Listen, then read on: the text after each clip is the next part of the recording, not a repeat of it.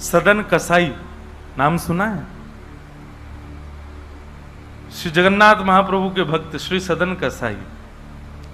सदन कसाई जो थे वो मांस बेचते थे, यही उनका काम था। एक बार ऐसे तराजू में तोलते थे मांस को, तो जब मांस का विक्रय कर रहे थे तो उनको पता नहीं चला, वो भार की जगह शालिग्राम जी को रखते थे। लेकिन कीर्तन उनको बड़ा प्रिय था, कीर्तन करते हुए मांस बेचते थे। बताओ, ऐसा उनका स्वरूप। एक बार एक महात्मा वहां से निकल रहे थे, तो महात्मा ने जैसे ही देखा, वो तो देखते ही पहचान गए, मुंह पे कपड़ा रख करके जा रहे थे, तो देखा कि ये तो शालिग्राम जी हैं। तुरंत, अरे तुम क्या कर रहे हो, बहुत बड़ा पाप है, ये तो साक्षात शालिग्राम जी हैं। उसने कहा महाराज मुझसे गलती होगी, मुझे तो पहचान है नहीं। बोले लाओ इनको मुझको दो। शालिग्राम जी ले लिए महाराज, जाकर के शुद्ध नदियों के जल से स्नान कराया, पंचामृत स्नान कराया, इत्र लगाया, चंदन लगा करके चांदी के सिंहासन पर बैठा के माला पधरा दी, ठाकुर जी का कीर्तन, बढ़िया खीर बना के भोग लगाई, और खूब रोए महात्मा। बोले कि नाथ आप भी कहां के कसाई के यहां बैठे थे, अब आप विराजो, प्रेम से रतन सिंहासन पर विराजो।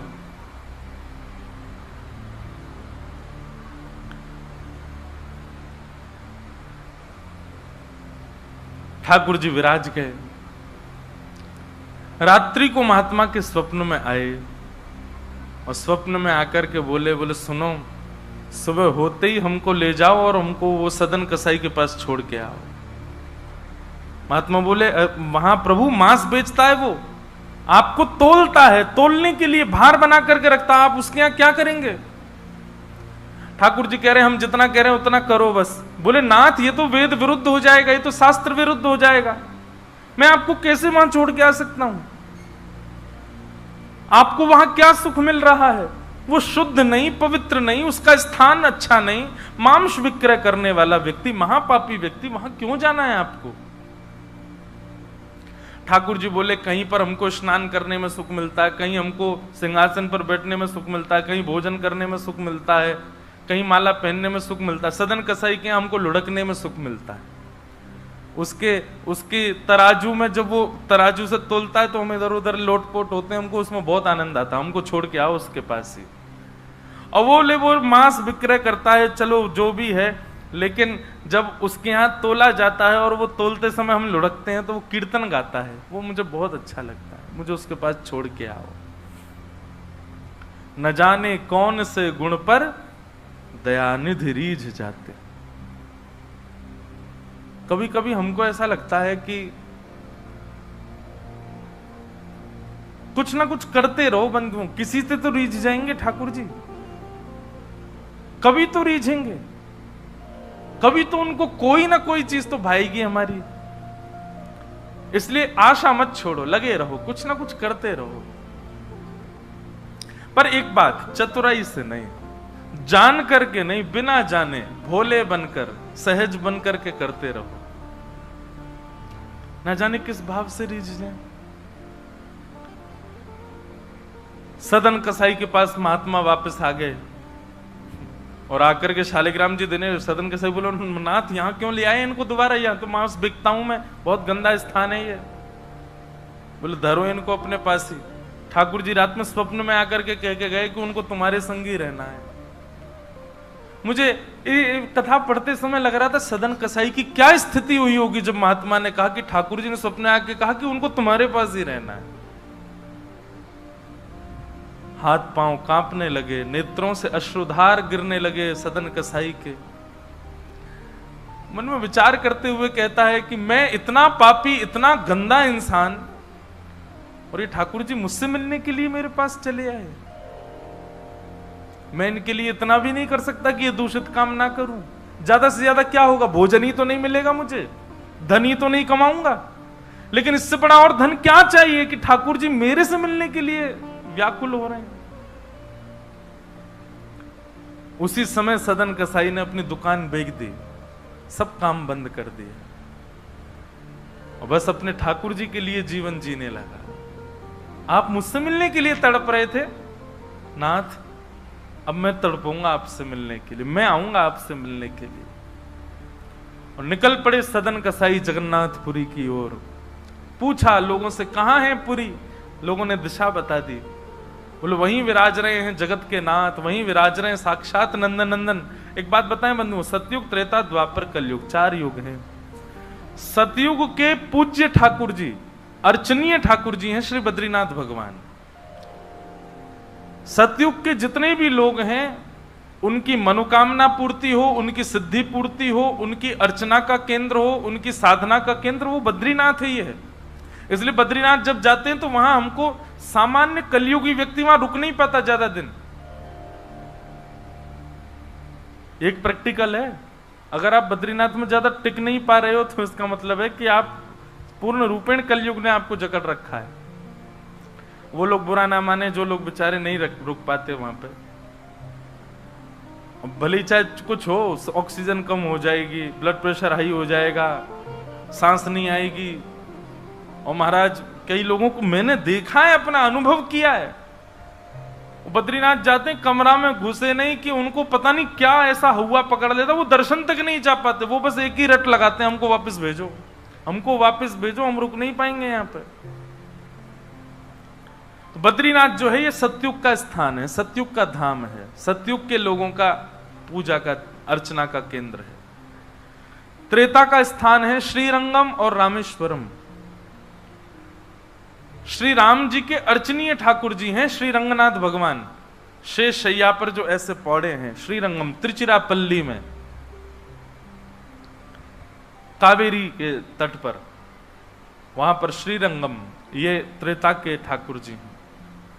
और द्वापर का तीर्थ है द्वारिका, द्वारिकाधीश ये द्वापर के ठाकुर जी हैं। द्वापर के लोगों के अर्चना के और पूजा के, साधना के, मनोकामना पूर्ति के केंद्र के स्थान श्री द्वारिकाधीश। और कलयुग के अर्चनीय ठाकुर जी हैं श्री जगन्नाथ महाप्रभु, श्री जगन्नाथ महाप्रभु। इसलिए आपको कहीं कहीं कलयुग दिख जाएगा जगन्नाथपुरी में। चले जाओ बीच साइड पे, ऐसा लगेगा दूसरा गोवा है क्या, कहीं कहीं। क्यों?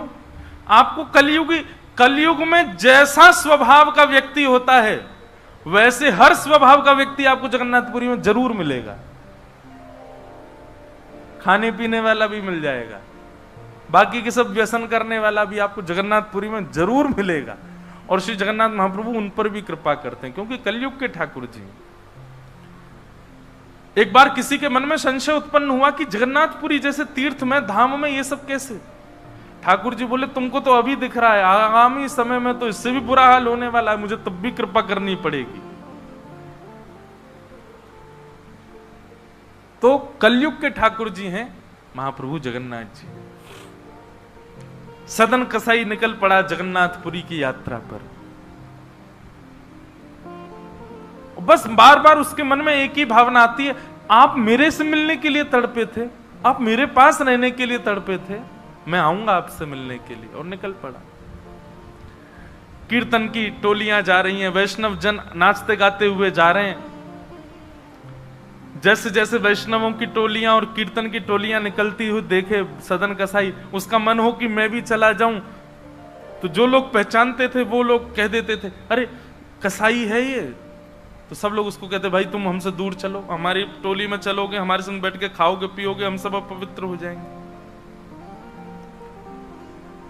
जिस मार्ग पर सब लोग चल रहे हैं सदन कसाई उस मार्ग से उतर करके चल रहे हैं। कहीं मैं इस मार्ग पर चलूंगा, मेरे चलने से मार्ग अपवित्र हो जाएगा। और स्मरण कर रहे हैं महाप्रभु श्री जगन्नाथ जी का। चलते चलते बंधुओं, मुझे ऐसा लगता है आजकल तो ऐसे चित्र हो गए हैं, हम लोग कहीं भी दर्शन कर लेते हैं महाप्रभु जी का। उस काल की बात है जब चित्र भी नहीं होते थे, तो कई लोग तो पहली बार ही जगन्नाथ जी को देखते थे। कैसा स्थिति होती होगी उन लोगों की, कैसा भाव रहता होगा उन लोगों का। सदन कसाई चलते जा रहे हैं, एक मार्ग से उतर करके चल रहे हैं, निष्ठुर मार्ग पर चल रहे हैं और बस स्मरण कर रहे हैं श्री जगन्नाथ महाप्रभु का। चलते चलते चलते एक नगर में पहुंचे, रात्रि का समय हो गया, शाम का समय हो गया। तो एक भवन बना था, घर बना था, उसी के बाहर ही सदन कसाई बैठ गए। सदन कसाई का रूप बहुत सुंदर था। नेत्र, उनके केश, उनके मुख की आकृति, उनकी भुजाएं बहुत सुंदर थे।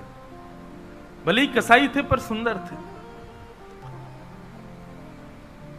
तो जिस भवन के बाहर बैठे, वहां भवन की अंदर एक गृहिणी वो निकल करके बाहर आई, और उसने जैसे ही सदन कसाई को देखा, उसका मन आ गया उन्हीं के ऊपर। शाम का समय, सदन कसाई को लोभ देने लगी और उसने इशारा करके कहा कि भीतर आ जाओ। तो सदन कसाई ने उसकी ओर देखा और उनके मन में तो बस जगन्नाथ जी बैठे हैं, कोई ऐसा भाव तो दूषित था नहीं। उन्होंने इशारा कर दिया, कुछ इशारा किया, और उस इशारे को उस कन्या ने, उस महिला ने ऐसा समझा कि मानो ये कहना चाह रहे हैं कि तुम भीतर जाके पहले अपने पति का वध करो, तब मैं रहूंगा तुम्हारे साथ। और बंधुओं एक बात बताएं, विषय जब माथे पर बहुत तीव्रता से चढ़ता है ना, वासना जब बहुत तीव्र चढ़ जाती है, तो व्यक्ति ये भी विचार नहीं करता मैं क्या कर रहा हूं। वो कितनी भी कथाएं सुन रहा हो, कितनी भी कथाओं में जा रहा हो, पर विषय जब उसके हृदय में होता है तो वो बिल्कुल विवेक शून्य हो जाता है।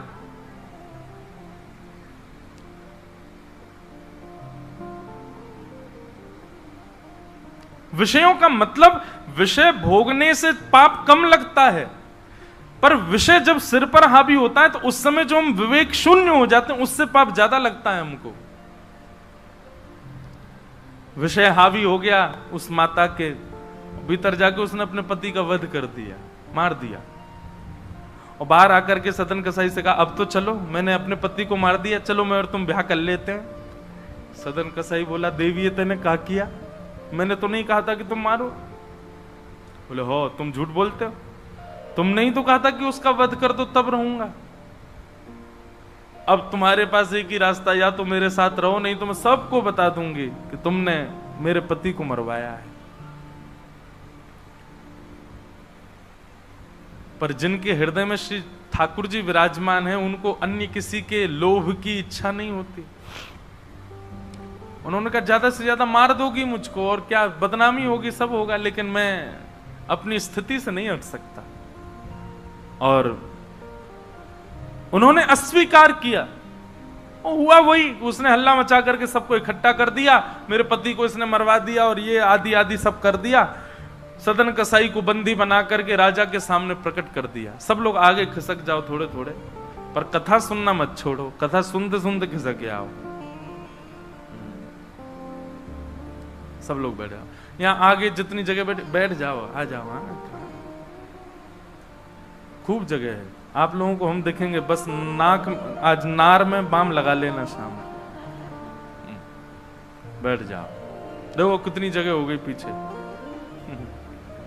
बोलो वृंदावन बिहारी लाल की। चल ना रहे हैं, ऐसा लग रहा है। तो सदन कसाई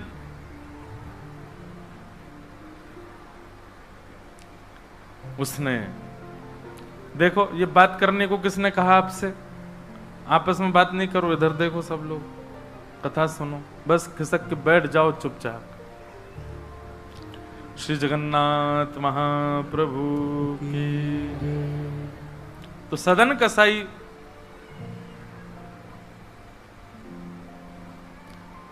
राजा के यहां उसको प्रस्तुत कर दिया, बंदी बना दिया, और बंदी बना करके कहा कि आप स्वीकार करते हैं कि आपने ये अपराध किया है इनके पति को मारने का। सदन कसाई कुछ नहीं बोला।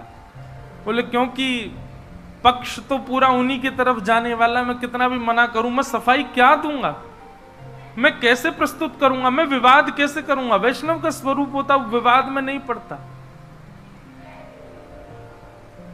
वो चुपचाप खड़े रहे, बस मुस्कुराते रहे। बोले, अब सत्य तो ठाकुर जी जानते हैं, मैं अब आपको कैसे बताऊं कि मैंने नहीं किया। मैं कहूं कि मैंने नहीं किया तो मेरे पास कोई प्रमाण नहीं है ना देने का कि मैंने नहीं किया। और प्रमाण देने के लिए, इकट्ठा करने के लिए, इतने प्रपंच में पढ़ने के लिए मैं नहीं निकला हूं। मैं तो जगन्नाथ जी से मिलने के लिए। आपको जो दंड देना है बस मृत्यु दंड मत देना, बाकी जो दंड देना है दे दो, मुझे जगन्नाथ जी का दर्शन करना है।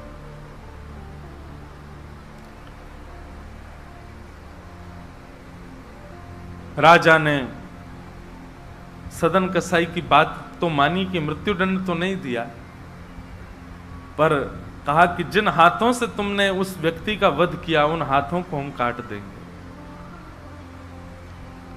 सदन कसाई बोले मैंने एक बार एक कथा में सुना है कि श्री जगन्नाथ जी की भी भुजा नहीं है, लो काट दो। जैसे मेरे स्वामी वैसा मैं, और अपनी दोनों भुजाएं आगे कर दी। मेरे स्वामी भी तो ऐसे ही रहते हैं। अच्छा, एक बार की बात है, गोस्वामी तुलसीदास जी दर्शन करने गए जगन्नाथ जी का, और जैसे ही जगन्नाथ जी को देखा तुरंत नेत्र बंद कर लिए। बोले राम राम राम राम जी, मैंने क्या देख लिया। तुरंत बाहर निकल करके आए, भागे मंदिर से दूर।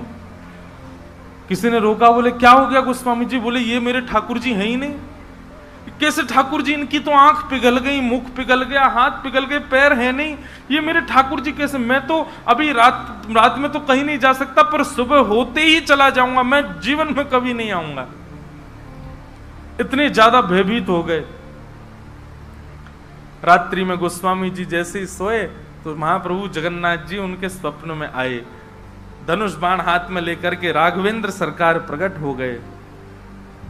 बोले भगवान, ये मैंने आपका कैसा दर्शन किया? आपकी भुजा नहीं है, आपके चरण नहीं है, आपके कान नहीं है, आपका मुख पिघला हुआ, नेत्र ऐसे बड़े बड़े, ये ऐसा रूप क्यों है आपका? बोले तुम्हारी वजह से है। गोस्वामी जी बोले मेरी वजह से? बोले हाँ, तुमने मानस जी में लिखा है,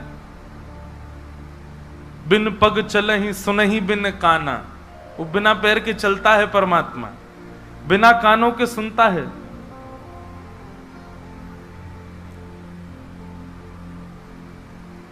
निज कृत कर्म करहु विधि नाना। बिना हस्त कमल के कई सारे काम कर देता है। अब आपके पास दो ही तरीके हैं, या तो हमारे इस रूप को स्वीकार करो, नहीं तो चौपाई को जाके मिटा दो मानस जी से। तब गोस्वामी जी को भेद पता चला। जय हो भगवान, क्षमा करो मुझे, मैं तो आपके रूप को जान ही नहीं पाया। तो अगले दिन दर्शन करने गए, तब वही रूप, बिन पग चलहि, बिना पैर के चलते हैं। और ऐसे कोई दुनिया का ठाकुर नहीं चलता जैसे जगन्नाथ जी चलते हैं। कोई भी ऐसा प्राचीन मंदिर आप बताओ जिसका ठाकुर निकल के बाहर आता हो, पूरे वैष्णवों के मेला के साथ में चल के जाता हो, एकमात्र श्री जगन्नाथ जी। और सुनो, आप लोग कभी दर्शन करना, श्री जगन्नाथ जी मंदिर में जाओगे तो जो गरुण स्तंभ है, जहां पर गरुण जी विराज सब लोग गले मिलते हैं, वहां पर उस गरुण स्तंभ के पीछे भोग घर है ठाकुर जी का। ठाकुर जी का जो प्रसाद है वो वहां रखा जाता है, गरुण स्तंभ के पीछे। और श्री जगन्नाथ जी कहां बैठे हैं? भीतर गरुण स्तंभ वाला सभागृह, फिर उसके बाद एक सभागृह और है, फिर तीसरे गर्भगृह में वहां जगन्नाथ जी बैठे हैं। मतलब जगन्नाथ जी से और जगन्नाथ जी का जो भोग घर है, जहां पर भोग रखा जाता है, वो कितना दूर है? 1 2 3 तीसरी बेड़ी पार करके है। और आप कभी भी देखना, महाप्रसाद का भोग वहीं लगता है। ठाकुर जी को इतनी दूर रखा जाता है भोग, क्यों? बोले महाप्रसाद रखने के बाद में, और मंदिर जब बंद हो जाता है थोड़ी बहुत देर के लिए, हम खुला भी रहे, वैष्णव दर्शन करें, भोग घर का किवाड़ खोल देते हैं। इतनी दूर से ठाकुर जी कैसे भोग लगाते हैं? बोले आजान बाहु है ना, ऐसे भुजा करके ऐसे भोग लगाते हैं ठाकुर जी, लंबी लंबी भुजाओं से, अपनी भुजाओं से भोग लगाते हैं। तो बिना हाथों के सब क्रिया कर रहे हैं, बिना कानों के सुन रहे हैं, बिना पैरों के चल रहे हैं। सदन कसाई ने अपने दोनों हाथ आगे किए और राजा के दूतों ने उनके हाथ काट दिए।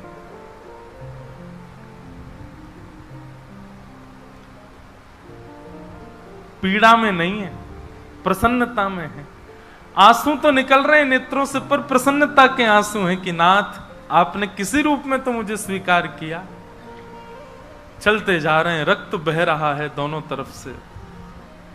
बस रास्ते में एक ही प्रार्थना कर रहे हैं, नाथ है तो ये शरीर ही, और यही माध्यम है मुझे आपके दर्शन का। इसमें जो ये पीड़ा हुई है, जो रक्त संचार हो रहा, रक्त जो निकल रहा है, बस इससे केवल ठाकुर जी इतना रक्त बचने देना भीतर कि मैं जगन्नाथपुरी पहुंच जाऊं, आपका दर्शन कर लूं, उससे पहले मेरे प्राण ना निकल जाए। और चलते जा रहे हैं। ऐसी लगन हमको कभी नहीं लग सकती बंधुओं, इस जन्म में तो नहीं लग सकती। हम लोग केवल बड़ी बड़ी बातें कर सकते हैं, बड़ी बड़ी बातें सुन सकते हैं, ऐसे प्रेमी हम जगन्नाथ जी के कभी नहीं बन सकते।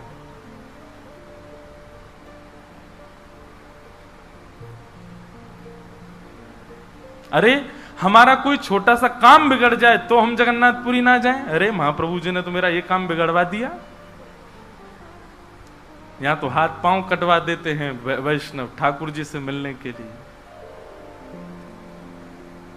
सदन कसाई जैसे ही श्री क्षेत्र में उन्होंने प्रवेश किया, और जैसे ही प्रवेश किया ब्रह्म वेदी पर श्री जगन्नाथ जी झूमने लगे।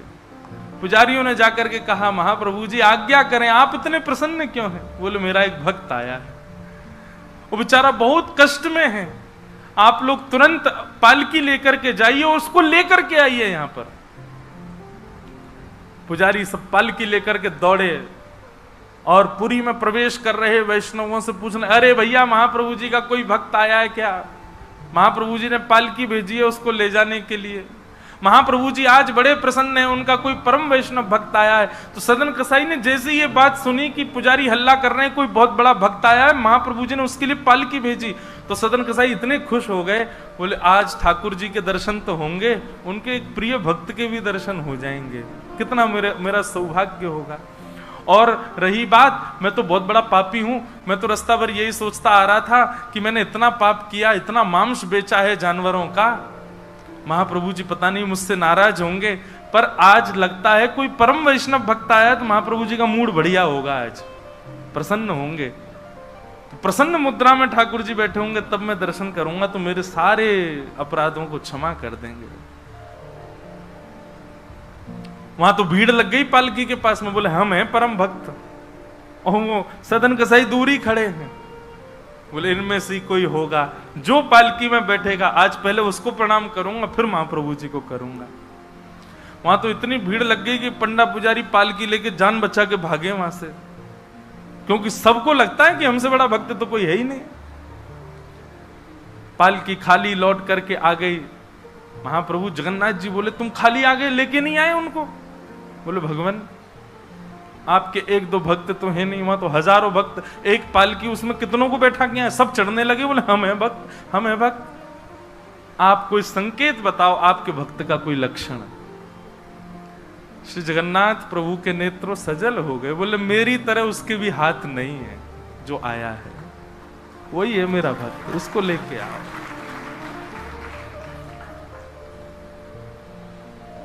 पुजारी पालकी लेकर के दोबारा गए, देखा तो जब श्री क्षेत्र आया ना, तो श्री क्षेत्र आते ही अब सदन कसाई चल करके नहीं जा रहे हैं, दंडवत करते हैं, लेट जाते हैं और फिर लेट करके उठते हैं, फिर आगे बढ़ के फिर लेटते हैं, फिर उठते हैं, दंडवती परिक्रमा की तरह भीतर जा रहे हैं। उसमें भी भुजा नहीं है उनके पास में, लेटते हैं तो उठते कैसे हैं ये देखने पर ही लोगों का हृदय द्रवित हो जाता है, और किसी से सहायता नहीं लेते। वो तो दूर चल रहे हैं ना, उस मार्ग पर ही नहीं चल रहे जहां सब चल रहे हैं, बोले कि मैं चलूंगा तो अपवित्र हो जाएगा मार्ग।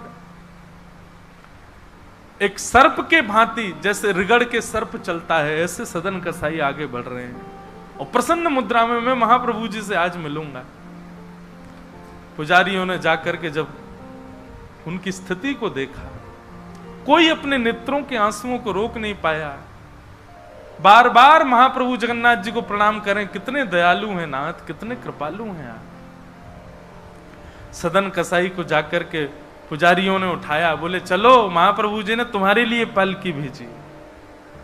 सदन कसाई बोले आपको कोई गलत सूचना मिल गई, मैं नहीं हूं वो भक्त जो इसमें। बोले नहीं तुम ही हो, ठाकुर जी ने आज्ञा करके भेजा है। सदन कसाई बोले अगर मैं पालकी में बैठा तो मेरे अभी प्राण निकल जाएंगे, आप सबसे प्रार्थना है मेरी, मैं महाप्रभु जी की आज्ञा स्वीकार करता हूं, मैं आपके संग चल दूंगा, लेकिन पालकी में नहीं बैठ सकता। चलने लगे। बस इसी बात से प्रसन्न है कि महाप्रभु जी ने मुझे स्वीकार तो किया। और जैसे ही सिंह द्वार पर पहुंचे और दंडवत करते ही जैसे ही श्री पतित पावन भगवान, सिंह द्वार पर ही श्री पतित पावन भगवान है, बाहर ही उनका दर्शन हो जाता है। उनको देखा, देखते ही बोले ये पतित पावन भगवान है, श्री जगन्नाथ जी के ही समरूप हैं, पहले इनका दर्शन करते हैं फिर जगन्नाथ जी का दर्शन होता है। जैसे ही दंडवत किया, अभी तक तो उनको ग्लानि नहीं थी कि मेरे हाथ नहीं है, पर अब दंडवत करते समय उनको तनिक एक ग्लानि सी हुई, काश मेरे हाथ होते तो मैं भी ऐसे दंडवत करता, दोनों भुजाएं आगे कर लेता। और इस भाव से जैसे जो शेष भुजा थे थोड़े से, उनको आगे करके रुदन करने लगे सदन कसाई। इतने में ही उनके भुजा निकल करके आ गई और ठाकुर जी ने भुजा प्रदान करके उनके दंडवत को स्वीकार किया। श्री जगन्नाथ।